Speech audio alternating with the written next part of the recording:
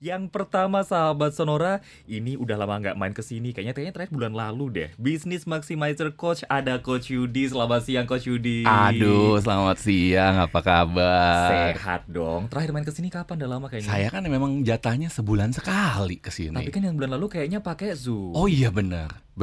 Ketemunya lewat Zoom akhirnya. Betul. Kayaknya agak beda ya kalau pakai Zoom ya. Kabar sehat ya Coach ya? Sehat, amin. Luar biasa sehat selalu. Terima kasih udah hadir pada siang hari ini. Dan seperti biasa juga sahabat Sonora, Coach Yudi bakal bawa temen yang ini juga bisa menjadi inspirasi buat Anda semuanya yang lagi mau mulai berbisnis atau mau mulai bisnis maju mundur gitu kan. Karena sekarang saya pun juga kalau ditanya mau bisnis enggak, masih maju mundur sejujurnya kayak takut gitu. Karena ini mudah-mudahan sosok yang hadir di studio Sonora Jakarta pada siang hari ini bisa menjadi inspirasi buat Anda. Ada Cik Lina atau banyak yang lebih kenalnya namanya Cece Bakmi. Ini entrepreneur kuliner. Cik Lina, selamat siang. Selamat siang. Kabarnya Haya. sehat? Sehat, semangat pagi. Semangat pagi. Tadi kulinernya sarapan pagi pakai bakmi. Ngebakmi dulu dong pasti. Terima kasih juga yang sudah hadir pada siang hari ini. Terima kasih. Dan sahabat Sonora, topik yang bakal dibahas di UMKM Insight kali ini tadi udah disinggung dong ya. Yang hadir aja salah satunya entrepreneur kuliner. Jadi jelas ini berkaitan dengan bidang kuliner. Kita bakal bahas terkait perkembangan kuliner saat ini sahabat Sonora, perkembangan bisnis kuliner yang ternyata dikarenakan adaptasi. Coach Yudi, ngomongin tentang perkembangan bisnis kuliner seperti yang kita lihat kan waktu awal pandemi, status WA, kemudian Instastory isinya kuliner Kuliner semua, aja. kan. Iya. Terus sekarang orang kalau mau makan ke tempat makan, mau dine in, itu pun juga masih banyak yang takut, apalagi kalau ketemu rame-rame gitu kan. Betul. Apakah ini kemudian melatar belakangi masa pandemi ini, melatar belakangi semakin pesatnya bisnis kuliner? Nah, kalau kita bicara bisnis kuliner kan semua orang harus makan ya. Bener. Tapi banyak sekali kalau kita lihat di luar sana, sejak masa pandemi ini, malah banyak bisnis-bisnis rumahan yang bikin bisnis kuliner. Dalam arti kata ya dikarenakan adanya PSBB, mungkin pengurangan tenaga kerja dan lain-lain, apa yang bisa dilakukan sih untuk buat tambahan? Ya bikin bisnis kuliner. Dimana artinya saingan makin banyak. Dan juga menjadi sebuah tantangan bahwa model-model orang yang ngafe dan lain-lain itu lebih dicegah ya. Iya, bener. PSBB nggak boleh kita makan, bener-bener harus di restoran, nongkrong lama-lama. Rame-rame Iya, gitu kan. saya pun kalau umpamanya makan di restoran biasanya udah jarang ngemilnya, jarang pakai dessert, udah asal makan udah langsung kelar deh. Lah, ngobrol. berarti nggak semenikmatin dulu dong Kalau bicara makanannya sih tetap dinikmatin, suasananya. suasananya. Heeh. Tapi artinya apa? Dampaknya apa? Dampaknya kan kalau yang biasanya orang beli dessert, orang nyantai-nyantai di sana mungkin beli minuman lagi atau tambahan snack, Atau itu kan nggak ada. wifi-an gitu kan. Bener.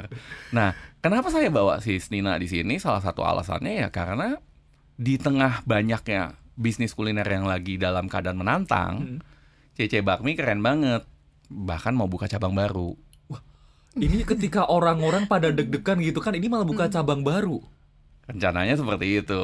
Iya. Amin. Mudah-mudahan Amin. prosesnya lancar. Jadi sahabat Sonora nih tadi seperti disampaikan juga oleh Coach Yudi, mudah-mudahan ini nggak membuat Anda kemudian jadi terpuruk gitu ya. Walaupun kita jadi agak susah karena harus beradaptasi dengan kebiasaan baru, tapi malah muncul inovasi-inovasi baru.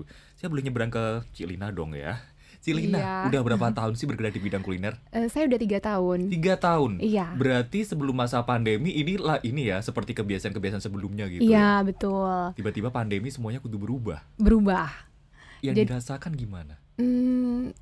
Tapi puji Tuhan ya. Jadi pas pandemi ini pada saat PSBB awalnya sekali emang restoran aku kena dampak. Jadi sempat sepi cuma berlangsung 2 minggu. Bulan Maret itu berarti. Awal sekali. Jadi orang benar-benar nggak berani ke restoran dan nggak berani juga untuk pesan online, Gojek gitu ya, nggak berani gitu.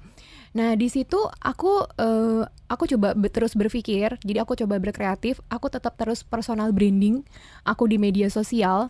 Jadi aku tetap memasarkan kalau bungkusan yang kita kasih ini higienis, terus aku kasih aku tetap brandingnya tetap di media sosial ya. Jadi itu puji Tuhan malah restoran aku tuh rame banget. Mungkin karena ada beberapa restoran tutup. Jadi kita punya makanan, kita juga sediain, kita berinovasi ke menu frozen juga. Jadi banyak sekali malah yang dulunya sebelum pandemi nggak ada pemesanan keluar kota nih. Sekarang langsung banyak banget pemesanan keluar kota. Terus sampai ada juga pemesanan yang biasa dari rumah tuh nggak ada pemesanan ya. Ini banyak banget kita kirim ke rumah-rumah gitu. Jadi itu cuma aku branding aja tuh hanya di media sosial aja gitu. Dan terus aku juga ikutin juga, aku masuk juga ke Tokopedia sekarang, terus beli-beli. Dan juga apalagi aku ikut promo juga di GrabFood, di Gojek gitu. Jadi kita coba berinovasi dari sosial media brandingnya. Jadi benar-benar luar biasa tuh, emang naik banget malah omsetnya. Jadi dari masa pandemi kemudian membuat bergerak lebih gitu kan. Kalau biasanya selama ini konvensional, kemudian juga mungkin hanya mengandalkan melalui antaran online. Itu kan dua platform yang warna hijau itu, Gojek sama Grab gitu kan. Kemudian sekarang ternyata merambah ke platform belanja online yang mungkin orang nggak akan kepikiran di awal gitu kan. Makanan ditaruh Tokopedia, ditaruh Shopee gitu kan. Ternyata sekarang pun juga dilakukan. Nah, Coach Yudi, kalau kemudian mengamati perkembangan seperti ini sebetulnya menjadi tantangan yang positif atau ada sisi negatifnya juga? Jadi sebetulnya kalau kita bilang setiap kali ada krisis, itu ada peluang. Oh, ini sisi lain yang bisa diamati juga loh. Ya, sudah pasti. Karena kalau kita bicara, ada tantangan nih di satu sisi. Kemudian banyak juga yang berdampak terhadap tantangan tersebut dan menyerah. Artinya kan masih ada marketnya. Kompetitor berkurang. Walaupun mungkin saja demand berkurang. Tapi dengan kita bisa mengadaptasi teknologi sebagai contoh tadi yang diceritakan oleh Sislina, ya kemudian kita bisa beradaptasi dan menjadi lebih baik. Dan itu adalah sebuah kunci bagaimana kita bisa menjadi yang lebih baik dan mengambil sebuah kesempatan. Nah, itu yang penting dan jarang dilakukan oleh pembisnis. Karena apa yang mereka biasa pikirkan adalah ada sebuah tantangan, ya udah deh, kita udah biasa melakukan ini, ya kita harus lakukan gimana lagi, kita nggak bisa berubah. Sedangkan Sislina di sini malah beradaptasi dengan melakukan platform-platform lain, tadi kita ceritakan, bukan hanya itu, tetapi tetap tekun menjalankan sosial medianya. Walaupun tadi diceritakan bahwa turun loh sebetulnya di awal-awal 2 minggu. Itu kan pilihan, kita bisa melihat bahwa lagi turun, jadi males lah, nggak mau ngapa-ngapain. Tetapi yang terjadi adalah malah tambah giat. Nah, respon kita terhadap apa yang terjadi di luar sana itu yang akan menentukan kesuksesan kita. Dari diri kita sendiri berawalnya. Exactly. Gimana caranya kita bisa beradaptasi sih kalau ada sebuah tantangan? Karena kalau kita bicara bisnis, udah pasti tantangan itu akan selalu ada. Nah, reaksi kita lah yang penting. Nah, Sislina di sini kerennya gitu. Oke. Kuncinya itu sahabat Sonora, jangan kemudian menyalahkan keadaan, jangan kemudian menyerah pada keadaan, tapi kemudian berinovasilah, dengan itu nanti bisa beradaptasi pastinya. Nah, biasanya yang jadi pertanyaan orang-orang itu kan PR di personal branding. Apa yang kudu dilakukan pertama kali untuk nge-branding diri sendiri dulu gitu? Saya ke siapa dulu, Coach Yudi, atau boleh Cilina mau berbagi pengalaman? Kalau saya cerita ya, saya kan nggak ganteng-ganteng amat, nggak tiba-tiba lagi masak sesuatu tiba-tiba terkenal viral, ada yang motoin gitu. Jadi mungkin lebih natural kali ya. Mungkin kan nggak semua orang ganteng super atau cantik super gitu ya. Jadi apa yang saya mulai sih, karena ya dimulai dari nyoba dulu sih. Yang penting kita mesti action. Kita harus ngelakukan sesuatu. Mulai sesuatu dari kecil dan based on the hobby. Jadi awal saya cerita, kebetulan di saya punya Instagram itu sendiri kan cuma baru 30 ribuan. Dan di YouTube cuma hampir kira-kira 80 ribu. Itu awalnya ya? Oh enggak, awal nol dong. Awalnya dong. Maksudnya kemudian ketika berprosesnya? Nah prosesnya kan sudah pasti nggak ada tuh yang langsung gede. Ya, bagaimana juga pasti dari nol lah. Benar. Cilina juga udah hampir pasti dari nol, nggak mungkin tiba-tiba langsung 100 ribu. Nah, tapi apa yang kita lakukan di awal-awal ya, kita harus menentukan kita mau brandingnya kayak gimana sih. Dan kita harus nyoba juga yang diterima sama market itu seperti apa. Nah, kita harus sesuaikan dengan apa yang market mau. Kebetulan kalau di saya punya Instagram, banyak tuh yang komen sama saya, Coach Yudi itu kalau punya quote-nya tajam-tajam dan menyayat-nyayat hati katanya. Tapi bener.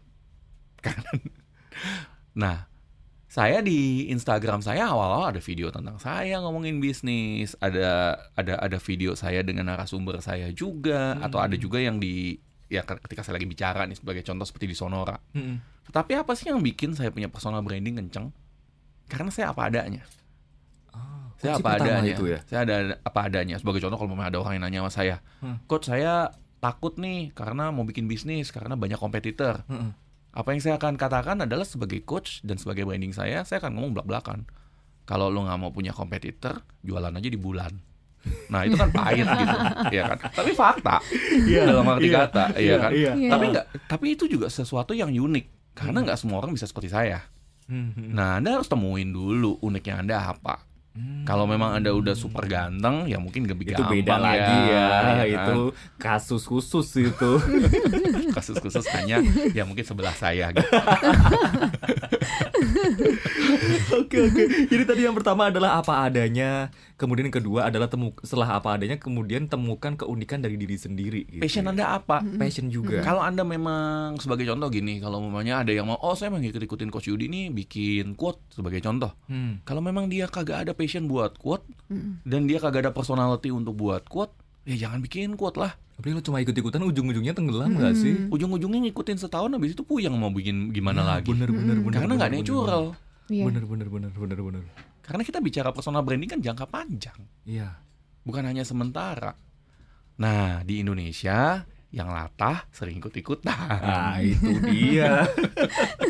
Jadi yang booming di awal tiba-tiba ada yang pelan-pelan turun gitu, ada yang langsung turun gitu kan. Iya betul. Bener-bener, jadi jangan sampai karena cuma ikut-ikutan latah tadi gitu kan, yang kita udah seneng gitu kan, akhirnya gitu personal brandingnya dapet tenggelam gitu kan.